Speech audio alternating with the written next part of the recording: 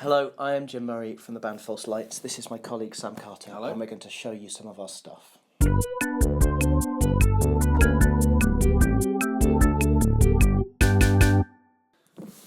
So I guess thing number one is going to be the Sacred Harp, which is an American shape note tune book, originating from 1844. So it's been around for. Why is it called shape note? Well, that's a big question. Essentially, the thing that marks this tradition out is its use of a particular type of notation using shaped notes to denote degrees of the scale, and this is a system that goes back to it originates in England. It's originally called Lancashire Salvor, I think. It's like it's an old thing that comes from. I think maybe they used it in at West Gallery Singing, and so I think it's quite an old system, but it's a kind of very loud a cappella harmony singing tradition, and it's something that I do regularly. We sing in London kind of once a week, really, so I'm always kind of out and about singing from this book. And there's one. I mean, if anybody sort of follows my solo stuff, you'll know that I've used shape note music before. On my other albums, but there's one tune in this book which I really like called Loving Kindness, which again, being from the Sacred Harp, is a hymn, but it's a very sort of rocky tune, and it's always struck me as a bit of a rocker. So I kind of, when I was thinking of music for this new album, and Jim suggested the ballad Wife of Ush as well, which I think is even it's a child ballad, isn't it? But it's a Scottish poem. I couldn't tell you what number. Yeah, it seemed to fit really well with the tune Loving Kindness from the Sacred Harp. So we sort of married those two and created a sort of a hybrid, I guess, of the two. And I think it works pretty well. Yeah, really good. But the Wife of Ush as well is one of those ballads that is one of the sort of set texts almost of the folk revival. It's such a sort of great versions by Martin Carthy and Ewan MacColl, and it's one that I wanted to tackle because I wanted to do something heavy. I guess we wanted to take it somewhere else. I mean, there's always that thing of when you've got sort of definitive versions of a song is kind of putting your own stamp on it and taking it away from where it's been before. I guess so. And I think that process is something that has a good precedent in the folk revival. That's something Martin Carthy does and has done quite a lot, taking tunes from other traditions and assimilating them in. I mean, in fact, his version of the Wife of Ush as well, I think, is a Basque tune. Oh, right. And Nick Jones also is very famous for doing that, and those are the people that we wanted to emulate as folk singers, really.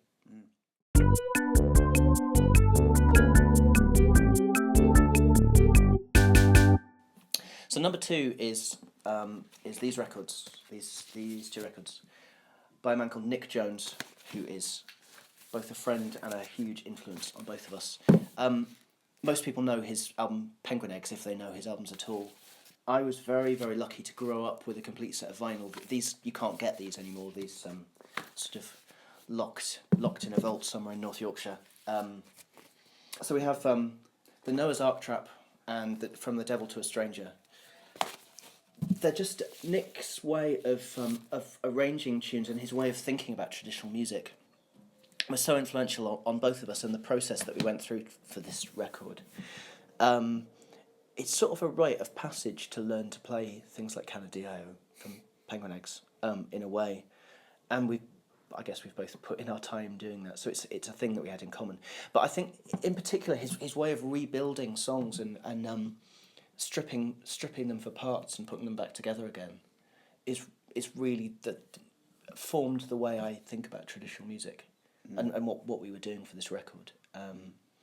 Yeah, I mean, I think for me probably it was the thing that got me into English folk music, was hearing Nick Jones, and I don't know, there was something very accessible about it. It is very, very accessible. You could play this to anybody who's not familiar with traditional music at all, and they would understand it straight away. Yeah. I think William Glenn was the first one that I learned to play on the guitar. Is that on this one? Yeah, William Glenn's on this one. Yeah. That's a great tune. And Billy Don't You Weep for Me is on that one as well. Yeah.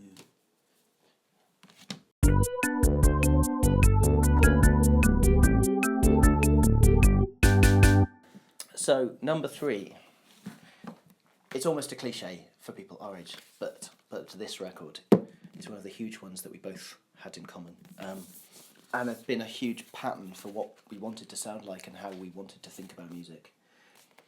Yeah. OK Computer by Radiohead. I mean, I think that the way that they constructed the album was very much going outside the idea of being an indie guitar band. Just like what we're trying to do is to go outside the idea of being a folk band. I mean, there's quite a lot of sonic things in the production and the mixing of the record that are heavily influenced by this. Just, you know, I think everything about this record is, you could slice me through and it would be at the centre, really. Yeah, it's great, isn't it? It's a very English album as well, I think. I mean, maybe that's because it forms the idea of what I think of as my identity. But I mean, I think it's it does sound very British.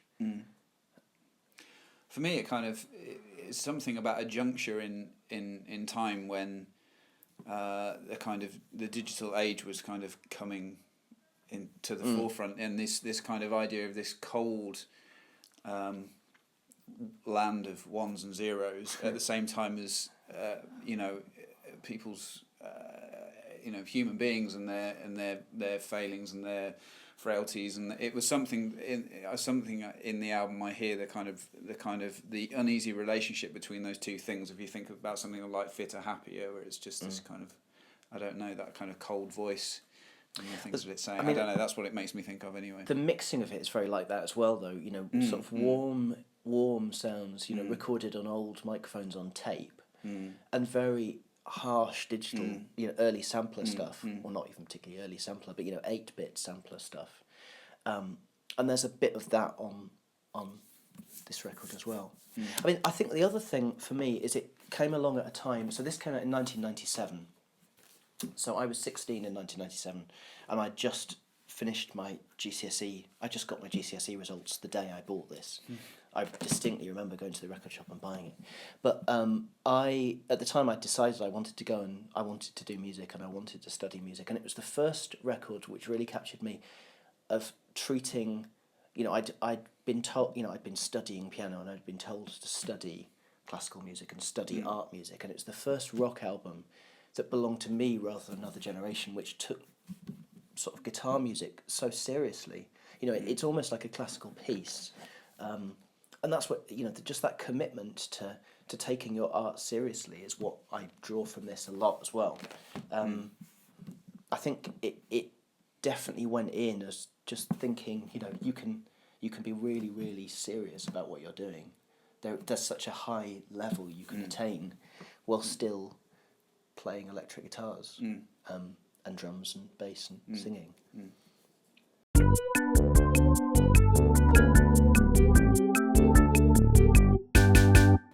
So one of the other songs that we recorded on the album was a thing called The Indians' Petition, which was, again, it's something that I got from the shape note tradition, and it's a song which I actually recently found this. This is read that bit out. Yeah, this is the Southern Harmony, this book, which is another kind of a shape note tune book from 1854 originally.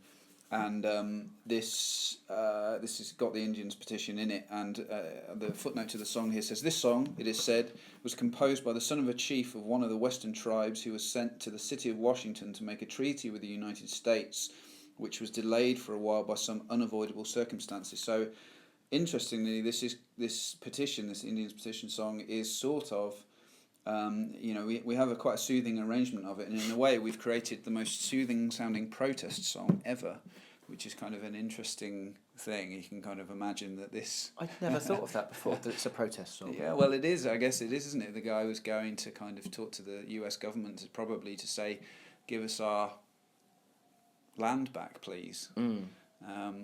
Yeah, so that's what it let me go What to my home in the far distant west, all of that stuff. So what year is the Southern Harmony from? The University Press of Kentucky. Yeah, 1854 Amazing. originally. Yeah, so it's again, this is a very kind of, well, and not in terms of English music, I guess it's a fairly old part of history, but that Civil War era America. Yeah. Yeah. And then we've married it with I guess what would you describe the treatment as? I really had, when I was kind of thinking about the song and what we could do with it, because in the original it's a sort of 4-part harmony arrangement, I still heard harmony vocals, and so I thought me and Jim singing it together in harmony, and I have a really big band crush on Low, the band, American band, who very often have these sort of very beautiful two sort of dual harmony things going on. There's a husband and wife duo that sort of front the band together, and it has this a lot of their stuff has this very soothing kind of soporific sound, very sparse arrangements with just guitar, bass and drums, and I kind of I thought the song would work with that treatment because it's very much about the story and the lyrics, and in a way this is probably the ballady-ist song that we have, isn't it, in some ways? I mean, in a popular music sense. Yeah. I mean, on the recording of it, it's one of my favourite moments on the record, partly because it's harmony all the way through, which what it makes me think of is something like the Everly Brothers. It's like close harmony, and that's not something I've had a chance to do before, or certainly not that sort of tightly. Yeah. But the drums, the way we did the drums, Sam played an old bass drum of mine, which is from 1924. This 1924 Ludwig bass drum with calfskin heads and no damping on it whatsoever. So it's just this huge, like a really soft beater on this bass drum that resonates for ages, and it's just the most amazing sound. Our engineer Joe, our front of house engineer Joe, has just opened his own studio in Bristol, and I borrowed the keys off him before the studio was really finished, and Sam and I went down there for a couple of days to record all the drums for the album, and so it's sort of an underground bunker almost. It's like an empty concrete room with this calfskin bass drum, and Sam just playing the most beautiful, like light touch drums, and I think it's a really amazing sound. And the bass line on that, John's bass line, that's one of his big moments on the record. I think some of the fills that he plays are just beautiful, and it's really really simple, really down. And it's one of my guitar moments on it that I'm really proud of as well, just because there's only about 5 notes to it, but that interjection near the end is something I don't know, it's just a really, loads of restraint, but loads of feeling. I mean, there's other moments on the record, which is everything in the kitchen sink, and that's, it's just such a nice feeling, I think. I think it's the kind of track that could easily get lost on either of our solo records, because we make a lot of stuff like that, but on this record it really has its own space and really sticks out as being a kind of a quieter moment. So I really like it. It's one of my favourite things. Yeah.